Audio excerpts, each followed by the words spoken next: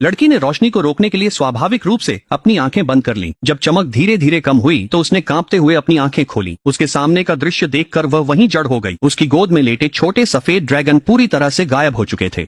उनकी जगह अब 3 गोरे गोल मटोल बच्चे थे। कांपती हुई लड़की ने बच्चों को उठाया और अंदर ले जाकर बिस्तर पर लिटा दिया। फिर उसने नीचे अपनी घायल उंगली की ओर देखा और पूरी तरह से स्तब्ध रह गई। वह समझ नहीं पा रही थी कि उसके खून में इतनी चमत्कारी शक्ति क्यों है। बच्चों को अपनी मुट्ठियां चबाते हुए देख लड़की धीरे धीरे अपने सदमे से बाहर आई। उसे सब कुछ अजीब और अविश्वसनीय लग रहा था। अगर पहला छोटा ड्रैगन इंसानी रूप ले सकता है तो बाकी 2 भी शायद ऐसा कर सकते हैं। लड़की ने गहरी सांस ली और हिचकिचाते हुए अपनी उंगली दूसरे बच्चे की ओर बढ़ाई। दूसरे बच्चे ने उसकी उंगली की नोक को सूंघा, फिर अपनी जीभ बाहर निकालकर धीरे से घाव को चाटा। अचानक एक तेज सफेद रोशनी चमकी। जब रोशनी गायब हुई तो एक और हूबहू वैसा ही बच्चा प्रकट हुआ जो आज्ञाकारी ढंग से पास बैठा था और अपने भाई से सटकर बैठ गया। तीसरे बच्चे ने भी वही तरीका अपनाया और सफलतापूर्वक इंसानी रूप ले लिया। हालांकि तीनों बच्चे इंसान बन गए थे, लेकिन उनमें ड्रैगन की बढ़ने की गति बरकरार रही। सिर्फ आधे साल में ही वे शिशुओं से बातूनी दौड़ने फिरने वाले बच्चों में बदल गए थे।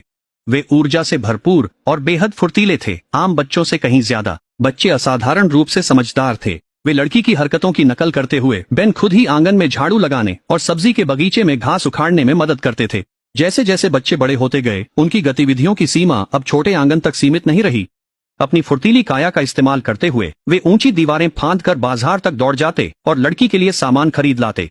एक दिन सूरज डूबने तक भी तीनों बच्चे वापस नहीं लौटे। लड़की चिंता से पागल हो उठी। उसने आंगन में हर जगह तलाश किया, लेकिन उनका कोई सुराग नहीं मिला।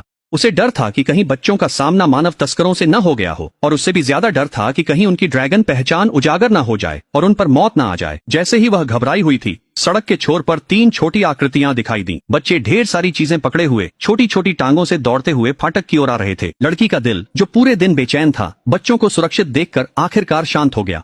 वह जल्दी से आगे बढ़ी। उन्हें डांटने ही वाली थी कि सबसे बड़ा बच्चा उत्साहित होकर उसके सामने आया और एक खजाना उसकी हथेली में थमा दिया। लड़की ने धीरे धीरे कपड़ा खोला। अंदर एक बेहद कीमती जेड का लॉकेट था। लड़की के दिल में एक तीखी बेचैनी उठी। इतनी अनमोल चीज किसी आम परिवार की नहीं हो सकती थी। उसने लॉकेट को पलटा। पीछे खुदे हुए अक्षरों को देखकर उसका दिल अचानक थम सा गया। यह तो स्वामी की निजी निशानी थी। उसके पैरों से लेकर सिर तक एक हड्डी तक कंपा देने वाली ठंड दौड़ गई। उसने सबसे बड़े बच्चे को कंधों से पकड़ लिया और डर के मारे पूछा कि यह लॉकेट कहां से आया।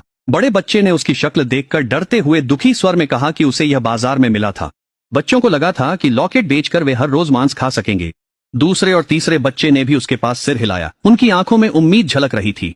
लड़की की आंखों के आगे अंधेरा छा गया और वह लगभग बेहोश हो गई। कोई भी शाही राजकुमार की निशानी लेने की हिम्मत नहीं करता था। ये जेड का लॉकेट अनमोल था, लेकिन उसके लिए यह मौत का फरमान था जो पूरी